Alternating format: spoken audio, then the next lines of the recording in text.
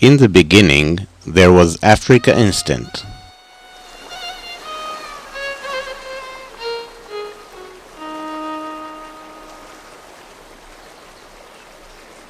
And God created man in colors, black and white. And God did give him work, heavy tasks, all in measure.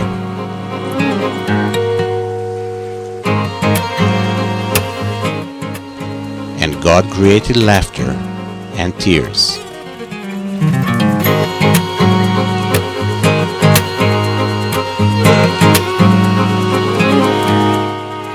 And God said, Africa, you are cool. When I came home, I told my wife, I've fallen in love.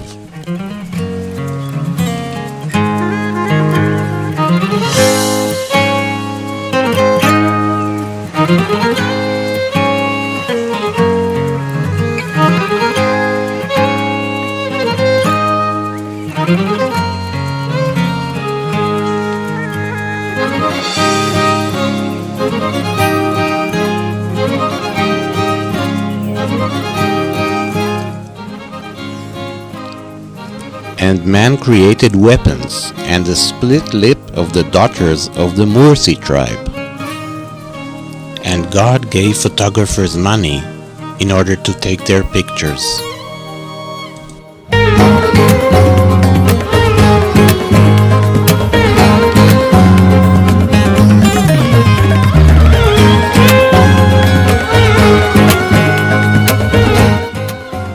And the fawn did go in the bushes.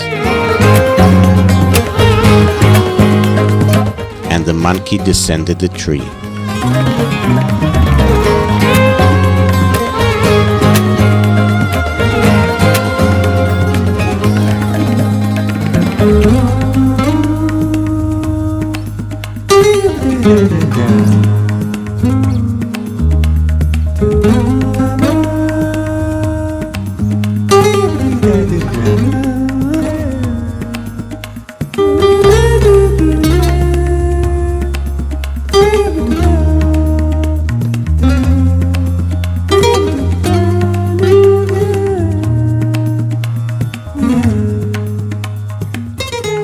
And the photographers did come and learn a lesson in business.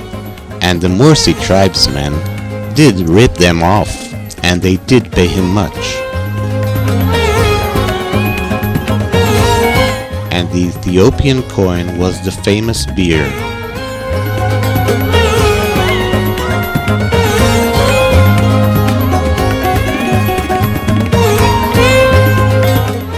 And God said, there will never be an understanding between folk.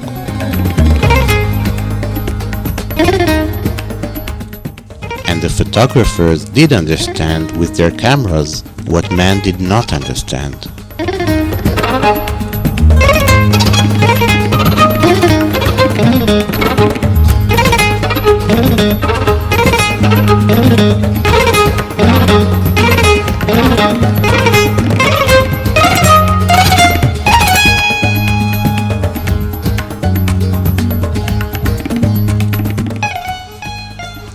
And the grandmothers did live with grandsons, and men with goats.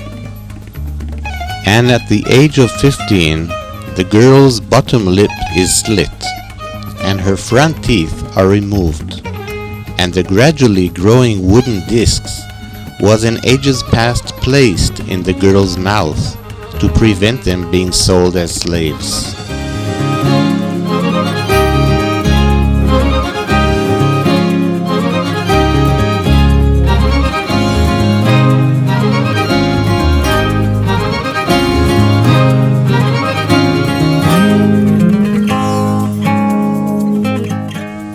The Mursi believe in spirits and sacred beings that safeguard their health and to whom they offer sacrifices. A man who seeks help due to illness in the herd or family trouble goes to the mountains where the spirits live. He sacrifices a goat and asks the spirit to watch over himself and his family.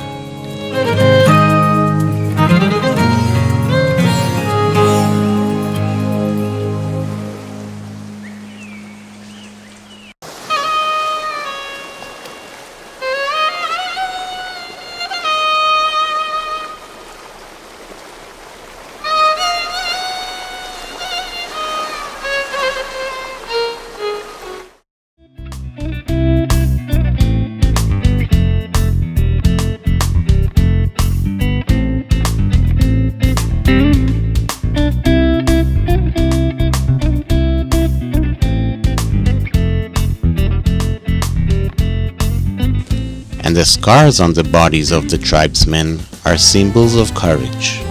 And in the Mursi tribe, the winner of the traditional battle of the wooden poles is taken by the women to choose from among them his bride.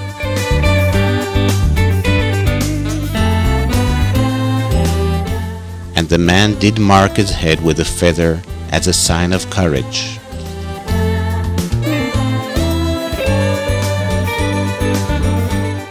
Some of the Mursi tribesmen sit drinking under the trees, and thus in their drunkenness they welcome the coming night.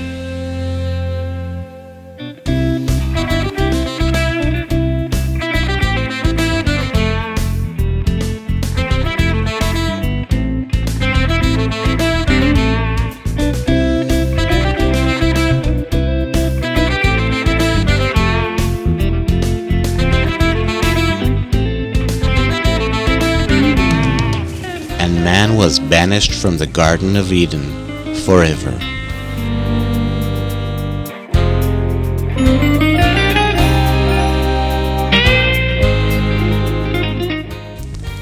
And the guy did say, "I like your Jeep." And the Jeep did hear the excellent music of the driver Elias.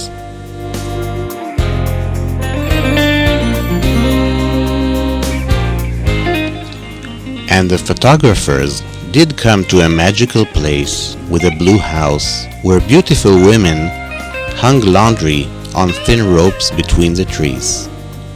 And they saw it was good, and they did lunch there because they were photographers.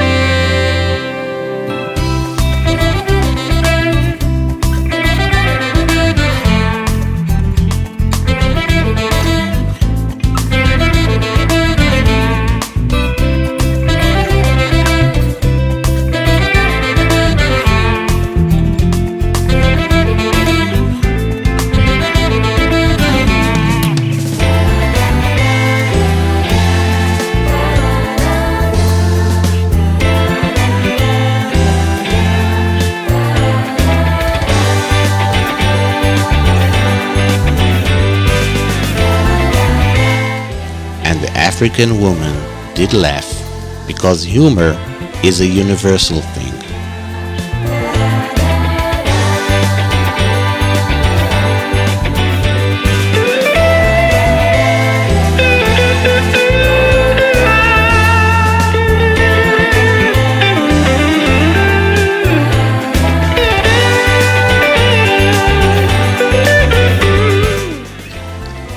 Visiting Africa and taking pictures there, we encountered complex situations which required us to exercise tact and emotional intelligence toward our subjects, on whose dignity and privacy the camera lens can take its toll. A world that is gradually disappearing, complex, colorful, full of wonderful and thought-provoking sights. A world, it seems, that will soon become extinct, or more modern, which gave rise to the discussion in our Jeep, is it right or not that these tribes be spoiled with the comforts of industry and electronics?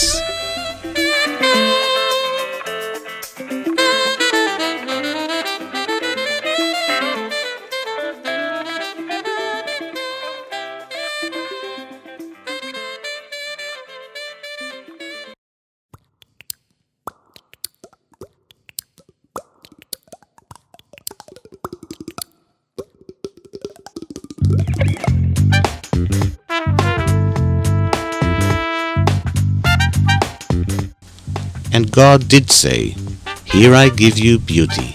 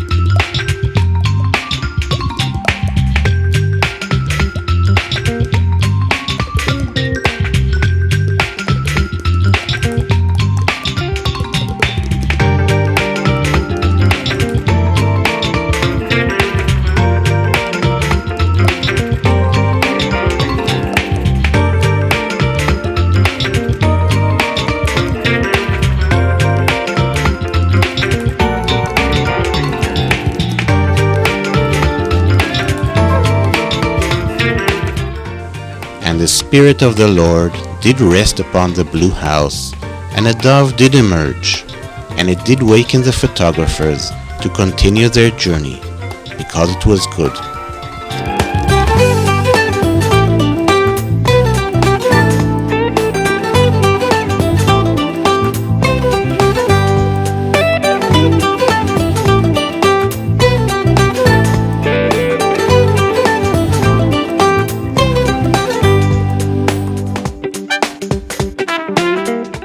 And the white man did try to give the African people coated nuts named kabukim, and the black prophetess did have great difficulty passing them out.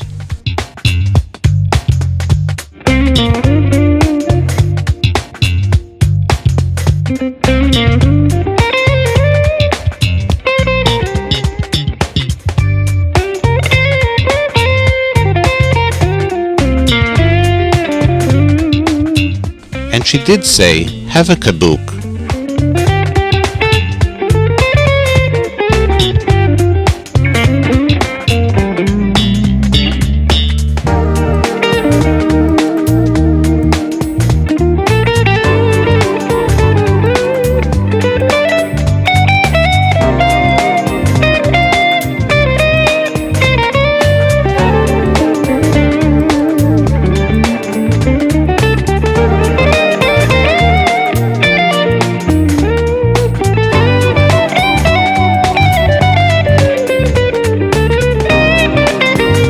And did go with what remained of the kabukim on her way.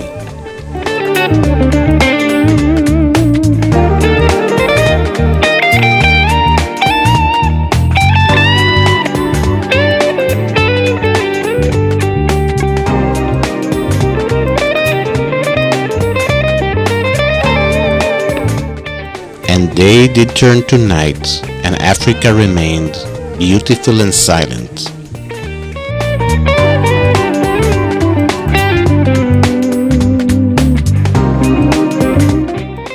And it rained. Beneath two straw awnings they watched us, like we were the attraction. Just another question of perspective.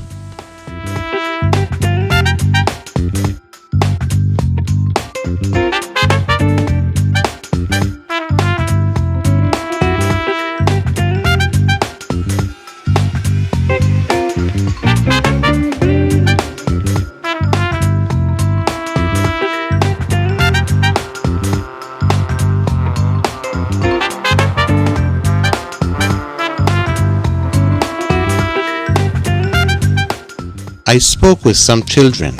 They touched the tattoo on my wrist.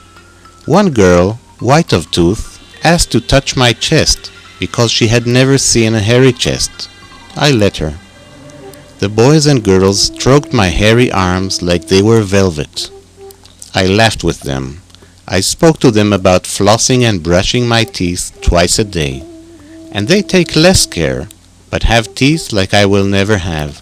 So healthy and white.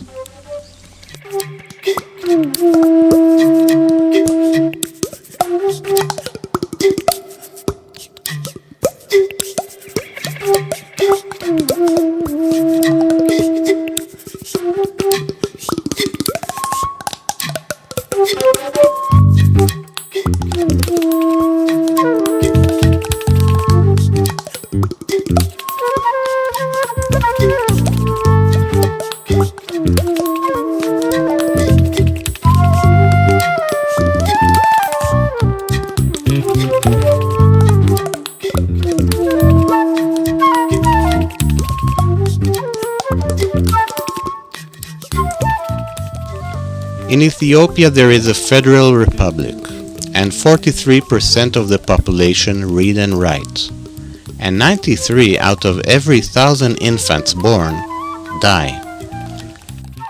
And in all of Ethiopia there are 91 million residents who speak 84 different languages, and the area of this great country covers 1,100,000 square kilometers.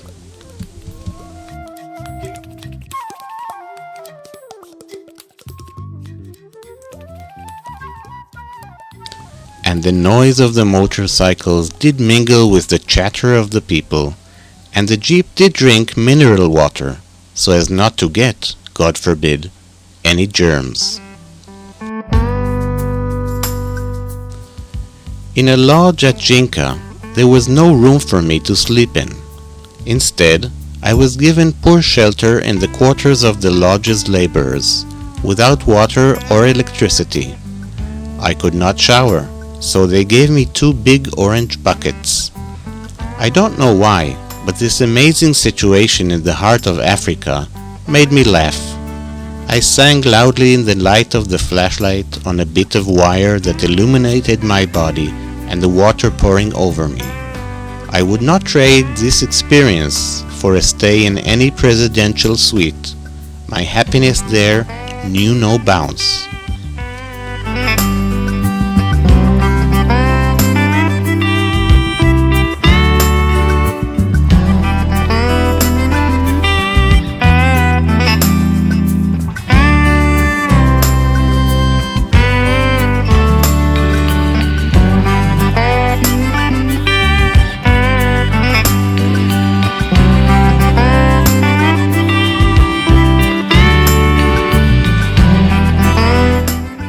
Africa never rests. Something is always happening here. Always.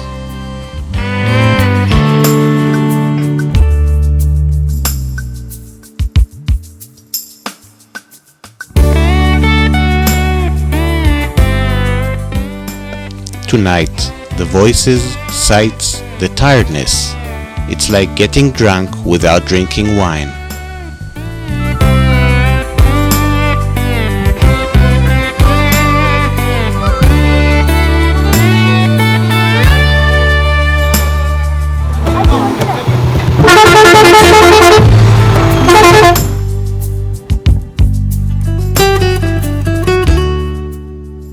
The town of Jinka is about 500 meters above sea level. It is a commercial town that gets its electricity from generators. There are 24,000 residents, mail and phone service, as well as governmental hospital. In Ethiopia, 45% of the population are Orthodox Christians, 45% are Muslim, 5% Protestant, and the rest are polytheists.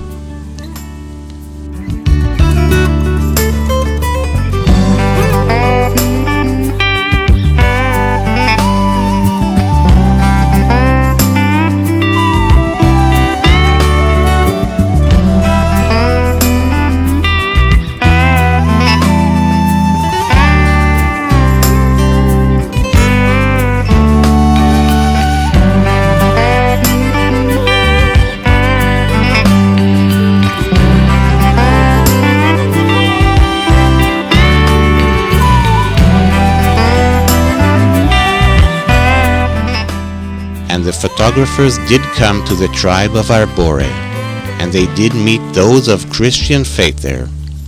And one boy did tell a photographer, "You are my father," and the photographer did laugh and gave the child 2 beer, because the child was quite serious.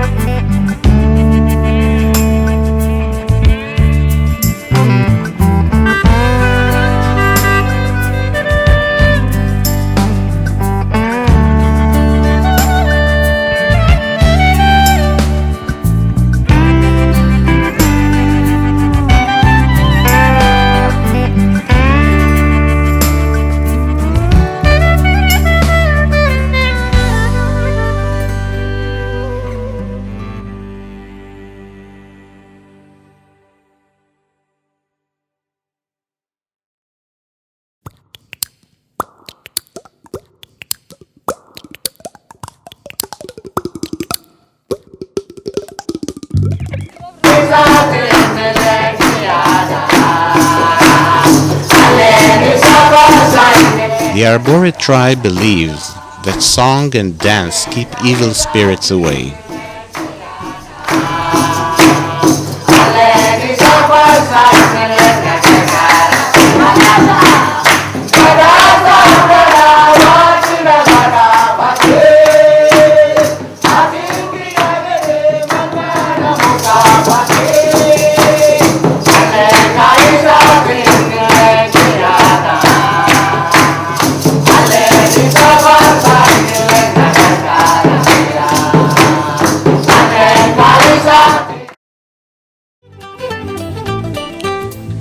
one of the photographers did see an apple of Sodom, and he did laugh because he had thought to eat it, and the photographer did recall a forbidden act from the lowest city in his country, and did forego the apple because it was poison.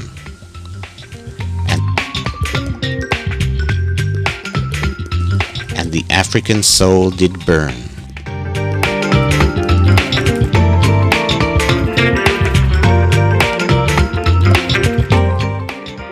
And the goats did follow the shepherd in the valley, and the land was silent 40 years.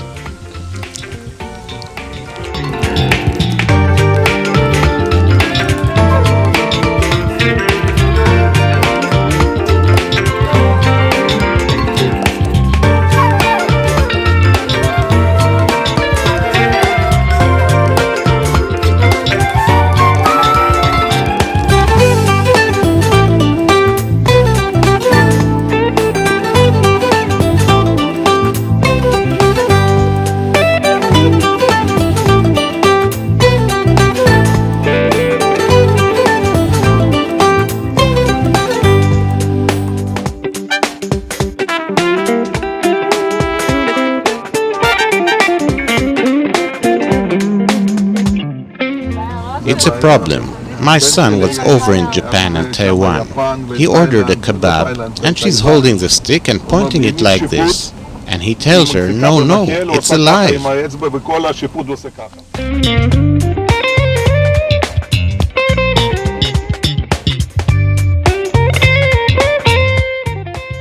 And the photographers arrived at Buskaloj, and they did find the place magnificent. And they did settle there for 4 days and 4 nights. And at Buskaloj, there were normal meals and even foot and body massage for just $12.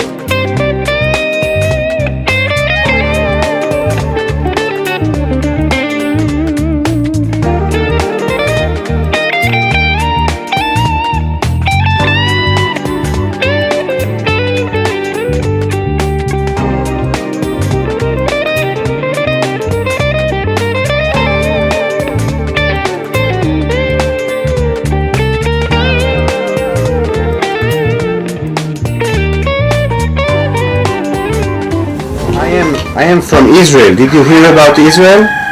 Yeah. It's my nationality, Israeli. Israel. Jerusalem. Jerusalem. Jerusalem, Nazareth, the Sea of Galilee. Yes. Arba Minch. She's a husband of the dad. The hammer. Hammer, her husband killed it, and then this guy and her brother, sister, he live over here. Okay, one moment. Can you say it again? The story. What happened with the hammer and her husband? Tell me please again. Her husband, he work in here is some Enijo, then the name of Enijo. And then he go to Omarate, you don't know? Omarate. In the way, the car is stopping in the way. And then one guy with him, all the guys. He's sleeping there. And then when the hammer is coming with the gun, he kill it with the 50 gun. Terrible. Yeah? It's terrible. And the photographer did think of Job and of his desire to be a photographer for National Geographic. And he did realize that Job would need expensive lenses for many cameras. And he did think on this, and he did conclude that it would be most difficult for the boy to become a photographer for National Geographic. and he did think no more on this, because it was very hard.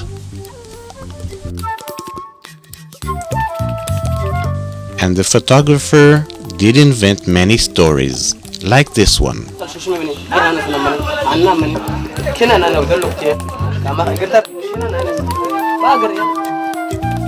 The story of marriage. Workinish did not know if he would hit her until she bled. She was beautiful, the most beautiful in the noble Hammer tribe, where beautiful women were like leaves on a great tree. Workinish asked her cousin for a fatty salve that dulls the pain on her back before the ceremony. When her cousin began applying it, Workinish asked her to stop at once and wipe it away. Later she went to the river and washed her naked 19-year-old body. One Hammer warrior watched her from behind the bushes as he drank. He was scared to blink.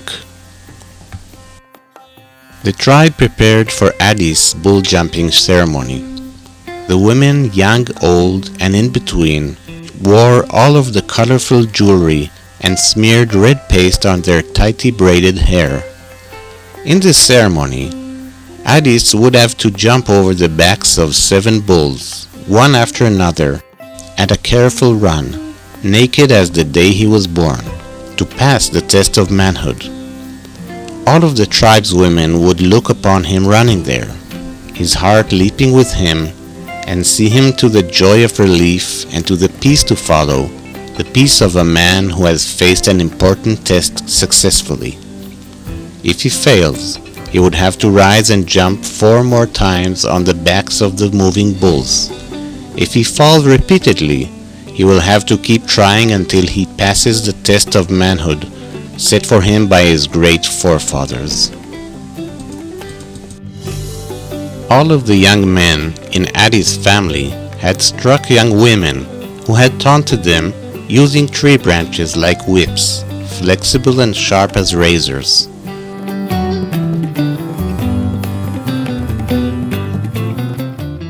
The striking incorporates humor, real anger, the concealed passion between men and women, as the women approach the man again and again, asking for one more strike, and another,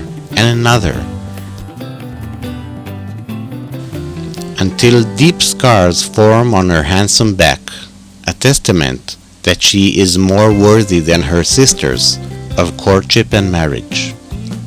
The young men wandered around in their cloth and leather skirts, their black bodies glistening in the sun, and the men who struck the women were not really angry. They smiled sometimes as they struck. This right was given to them by their masculinity.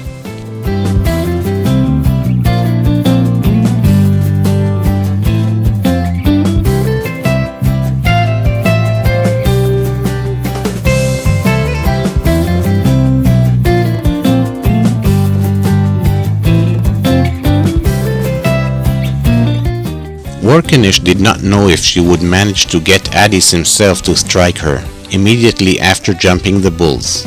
She did not know if he would pass his test.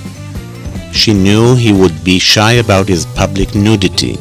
She knew he would have no whip in his hand, strong yet gentle. She knew she was taunting the gods, standing there before his nakedness, taunting him to strike her. The truth was, she wanted him to strike her with his hand. She wanted him to slap her. She wanted him to lift the wooden whip and hit her mercilessly, 10, 20, 30 strikes until she passes out. And all would see and know. She knew the tribal elders could punish her with banishment when she had acted upon her plan. She prayed to the fertility god to give them healthy and beautiful children. She prayed silently as the women ran in the valley, the little metal bells on their shapely feet ringing out.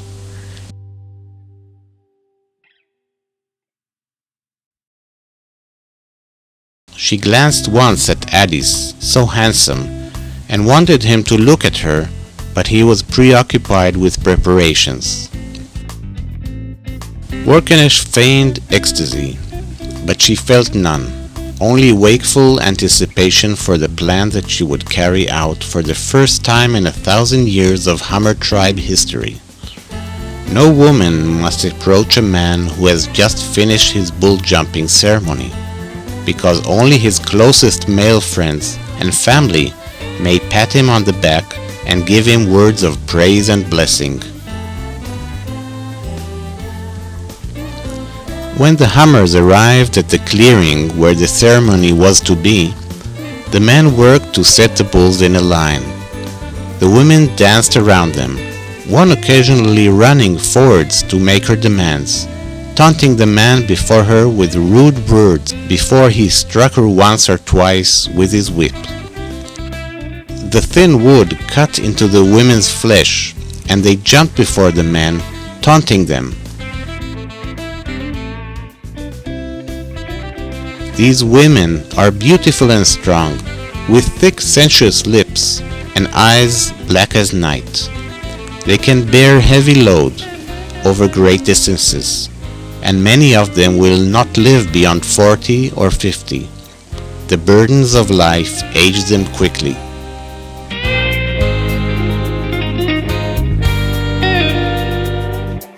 When the bulls were standing steadily, the men told Addis to prepare. He hid his nakedness behind another man, placed in front of him for support. Addis looked around and saw everyone watching him, his heart overtaken with anxiety. On the other hand, he knew he would leap with relative ease over the backs of the bulls, most likely not falling even once. At 17, he was young and strong, with long, well-muscled legs. Workanesh ran and sang with the dancing girls, glancing at the one from whom she would take the whip. It was a quick-thinking boy named Work, who had participated in the ceremony, and she had paid him 50 beer to act surprised when she grabbed his branch and let her run with it where she wanted to run. Finally, at the height of the ceremony, when the tribeswomen had lost all reason and were concentrated wholly in the dance between the bulls, Addis re-dyed himself, got the signal and ran. He leaped up, and climbed on the bulls with almost no aid from his hand and arms. He slung himself over them and ran on as the men shouted and the women sang and danced.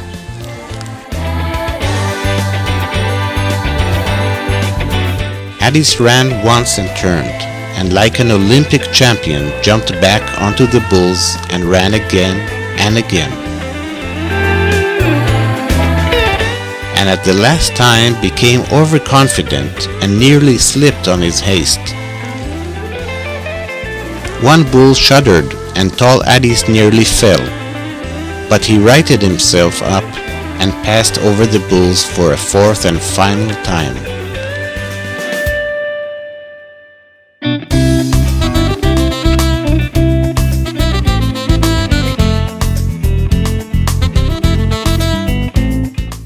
Then Addis returned, breathing hard with the excitement of the moment, to the boy who stood waiting and stood behind him to hide his nakedness. All was noise and tumult.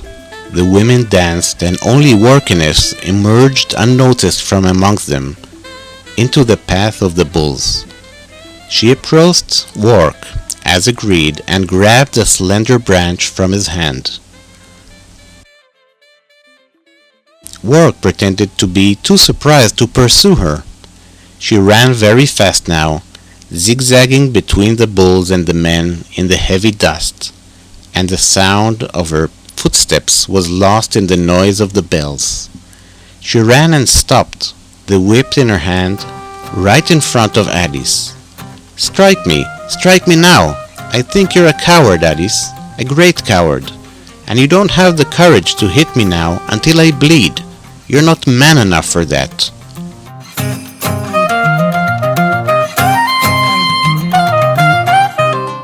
Addis caught the long branch, which had flown straight into his hands.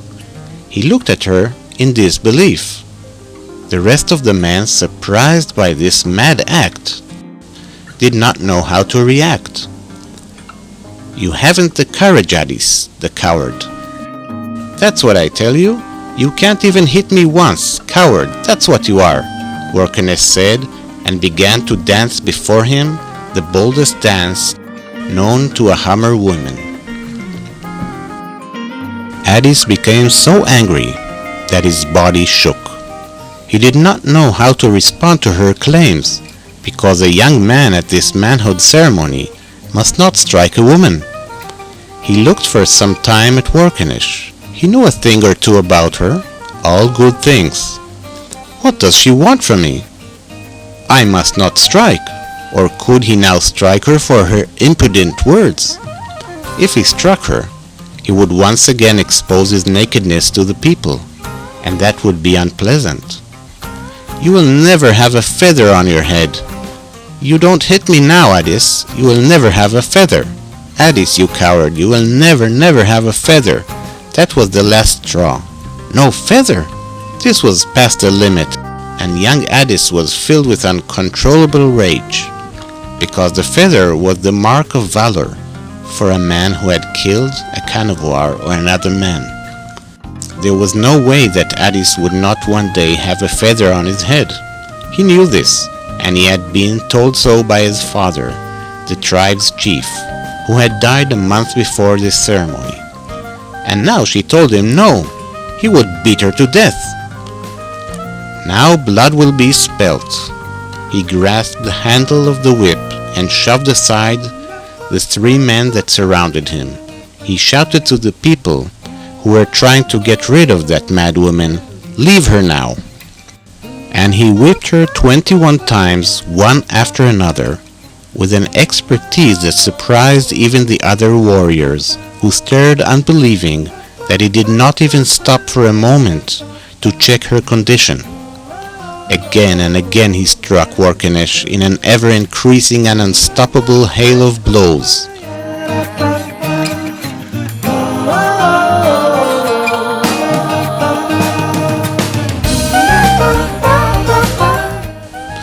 All of the Hammer tribespeople gathered there stopped to watch. Even the dancing women awoke from their ecstasy in a horror scene taking place between the man and the woman. Addis' 30-second blow struck air, because Workenesh had collapsed with her tortured smile on the ground, wallowing in the blood that flowed from her onto the dusty ground. He stood over her, threatening to beat her even as she lay senseless, but the men held him back to prevent him.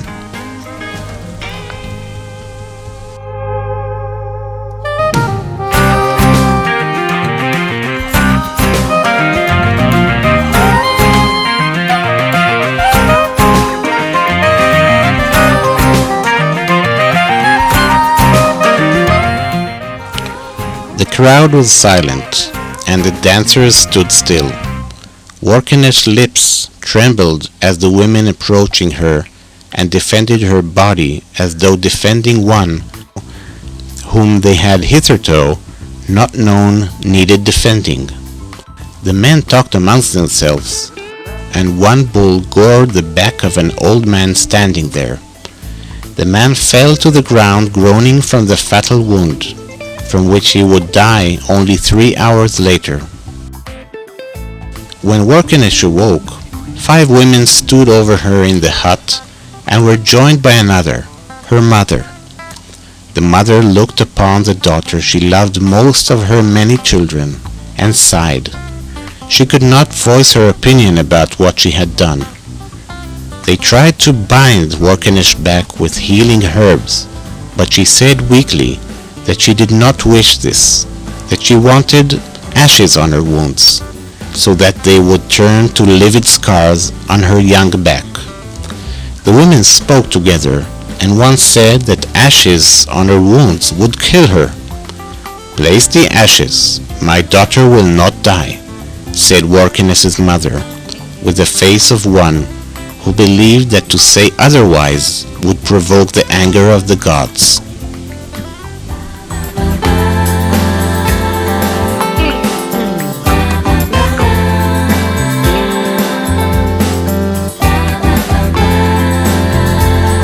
Several months later, when Warkanesh's beautiful scars gleamed in the sun, as she was herding the calves on one fine day, Addis approached her carefully, unseen by anyone, and asked for her hand. It was afternoon, and no one heard their quiet, excited conversation. Before approaching her, Addis had followed her 4 hours through the trees, and now they walked together, herding the calves to a quiet place away from the tribe, which was slightly dangerous because the land belonged to another tribe. And there they smiled at one another and looked deep into each other's eyes. Warkanesh smiled first, and then it was Addis who smiled and showed his startling white teeth. He bent down, picked up a large rock, and offered it to Warkanesh. "Hit me in the head with this rock now," he said. Warkanesh took the stone and flung it far as she could.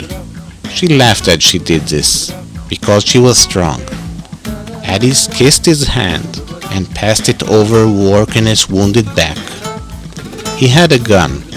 He gave it to her. "Now shoot me in the head," he said. "Really?" she said, and laid it on the ground.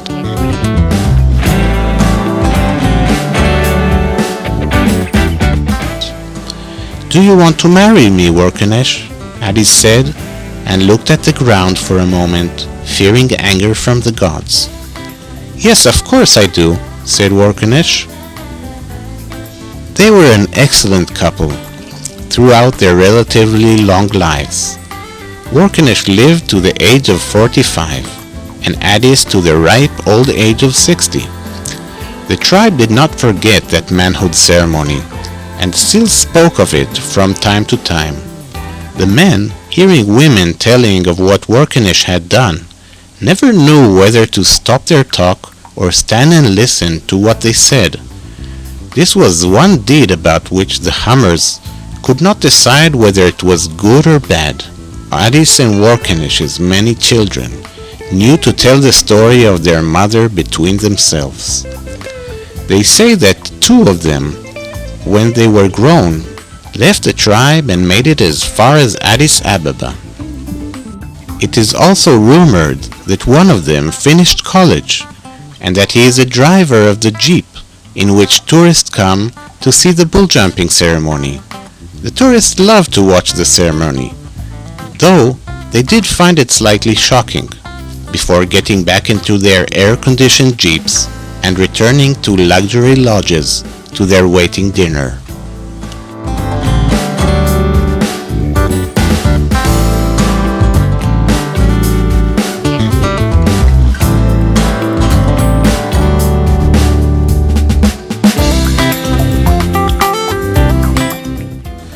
And the photographers drove.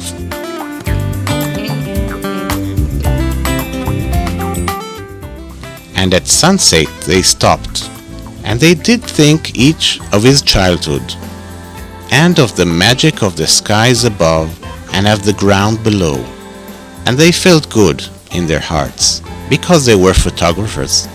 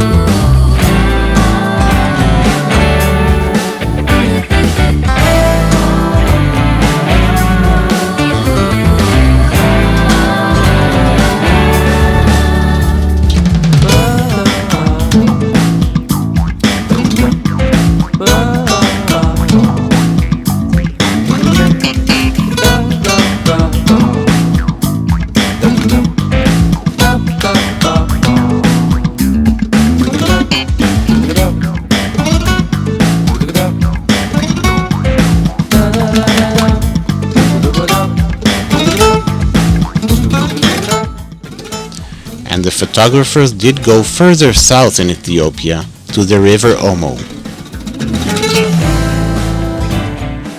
to the land of Gasanich tribe.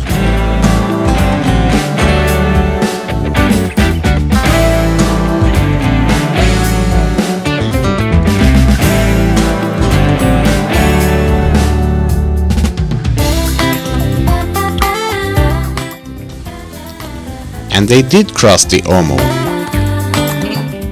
and Adi's camera did fall, his Canon Mark V, into the water, and he did draw it out and dry it off that night at Buskaloj, and the voice of the Lord did come down from the sky and dry off Adi's camera, and it did work, and the people do see the pictures and hear the sounds.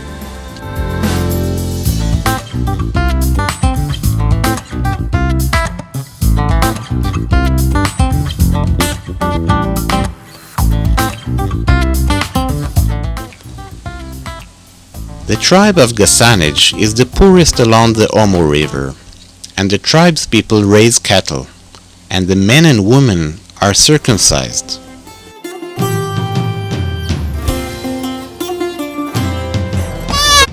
And the photographers did see the families in their huts, and did appreciate them for their way of building huts.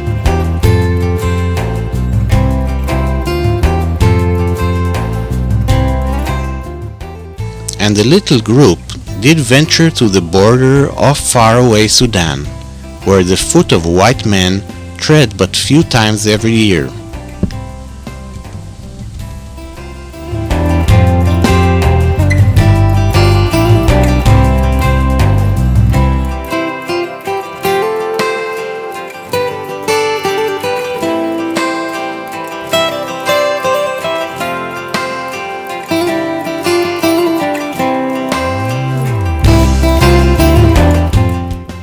A sad boy came from among the bushes.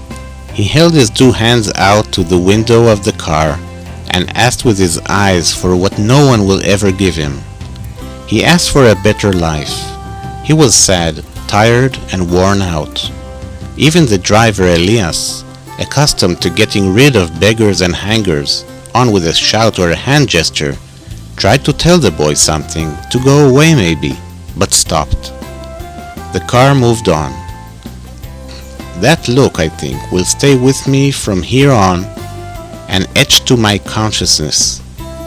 I am that boy's brother, part of the same stupid tribe whose members kill one each other with atom bombs. There was not even a hint of humor in that boy's eyes, only despair and the shadow of an early and approaching end. I did not photograph him, but I will remember his face forever.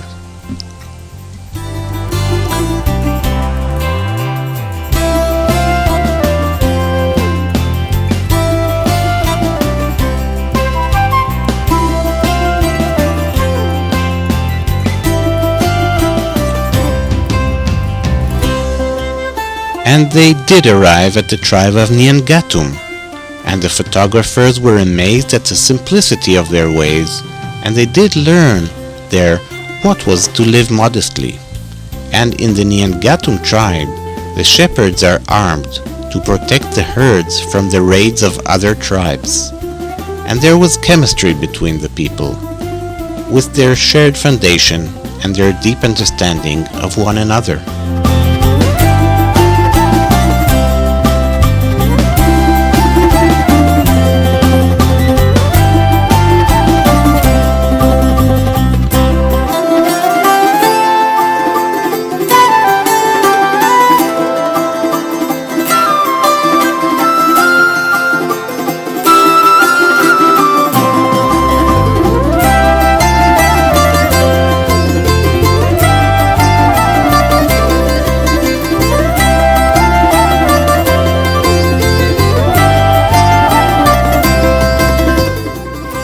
The chicks did chirp.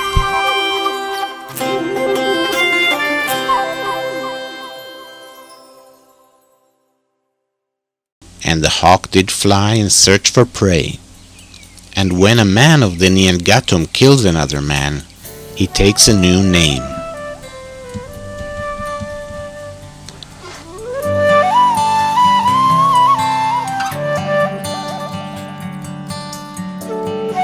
and the white man did fight with the black man, and the white man did win because his technique was better and his enemy did not know the law of levers and fulcrums.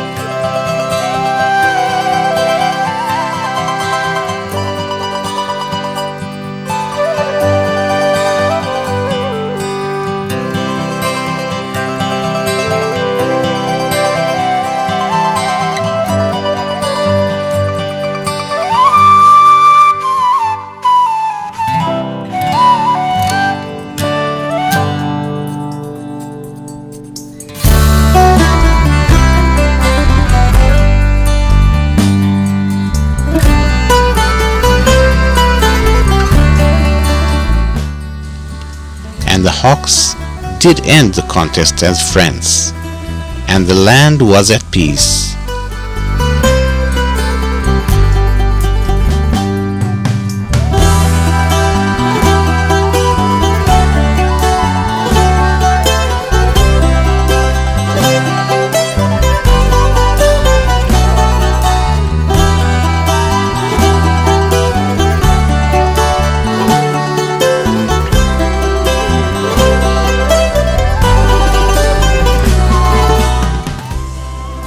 Africa did show its face to the white man, and the white man did think he knew her, but he did not, because her secrets were many, and his journey was nearing its end.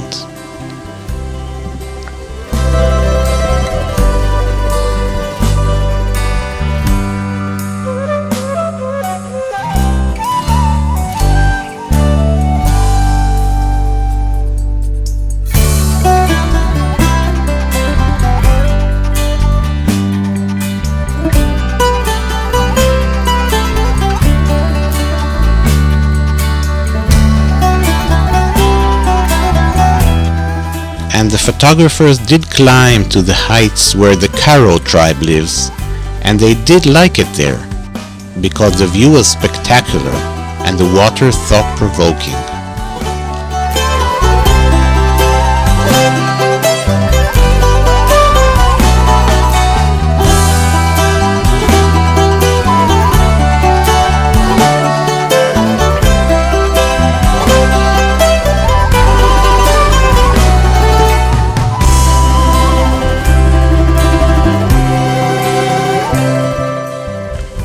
Africa did cry out, and the cry was heard in the high mountains and the valleys.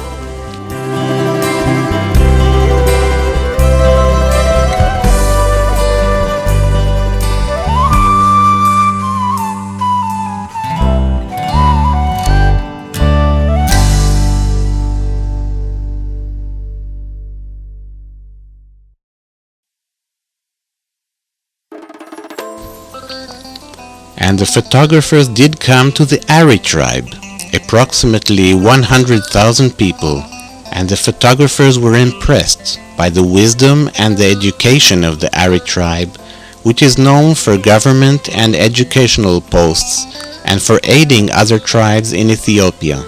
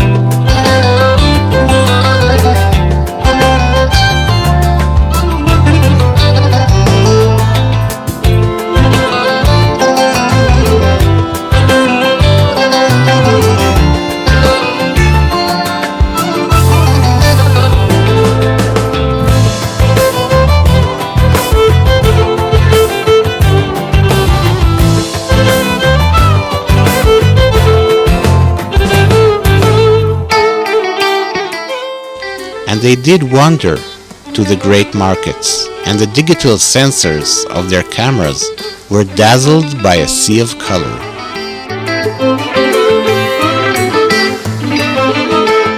And the people did wash in the river.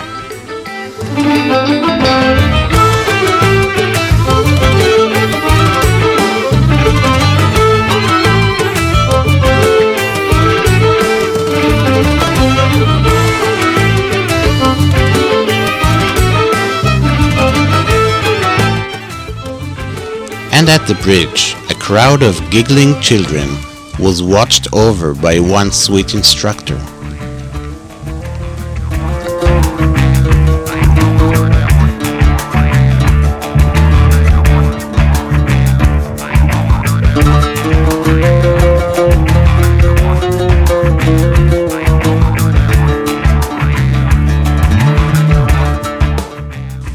And at the Dorze tribe, which was once a tribe of warriors, men of peace grow spices, fruit and vegetables, tobacco and grain.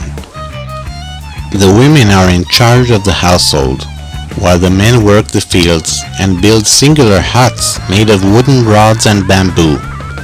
And the huts of the Dorze are 2 stories high, and they last for 80 years.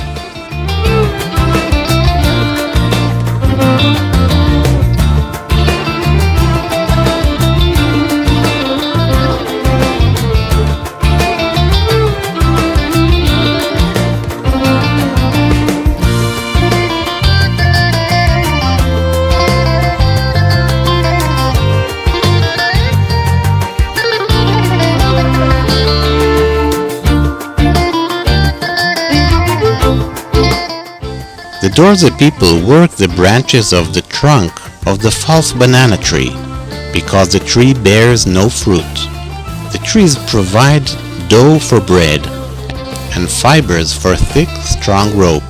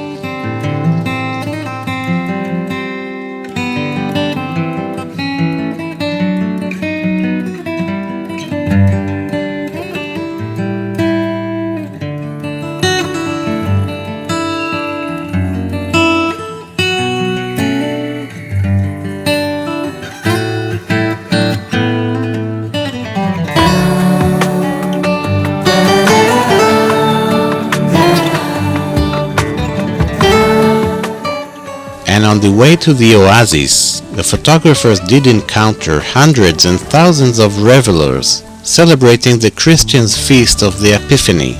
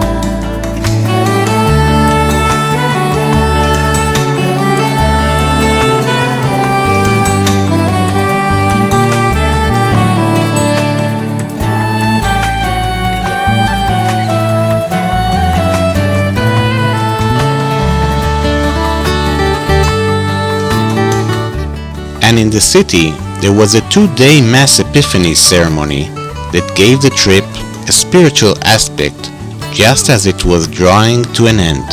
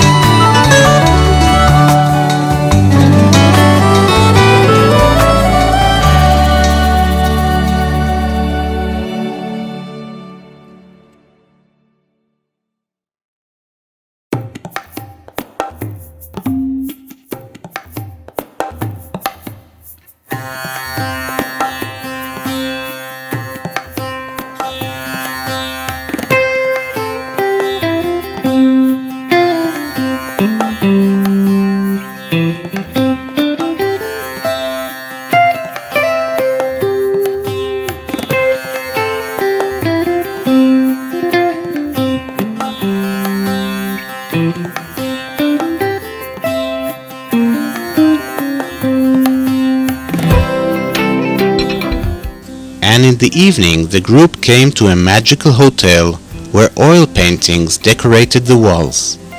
And the photographers did argue about many senseless things during dinner, because they were Israelis. And then they did sleep. And in their dreams there was no strife, just peace as they prepared to bid farewell to the continent that had treated them so well.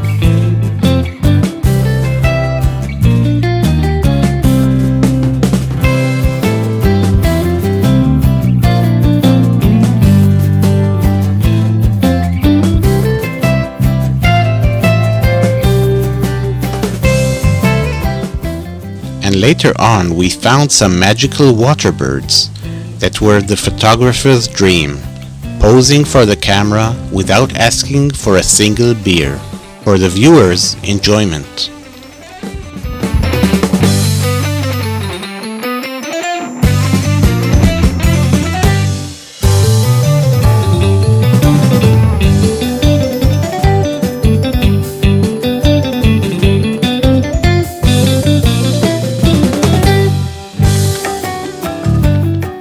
And later, when the photographers sat with their mouse and keyboard to process their pictures, for they were many, they knew what a journey they had taken, what a country they had seen, and they hoped that one day fate would call them back there, to that waiting continent with all its goodness and its hardship, for the tourist who wishes to know it well, and taste the peace of reality that is slipping away, singular as a sunset seen just once, but remembered for the rest of our lives.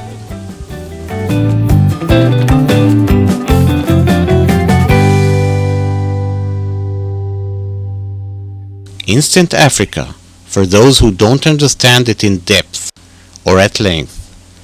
At home we have husbands, wives and children waiting who may not always be interested in the fruits of our photographic labor. It is so for archaeologists, doctors, and maybe even dentists. Not all of the people close to them, really take an interest in their work. And so these dear people are here, sharing in the tragedy of this insane expenditure of money and time.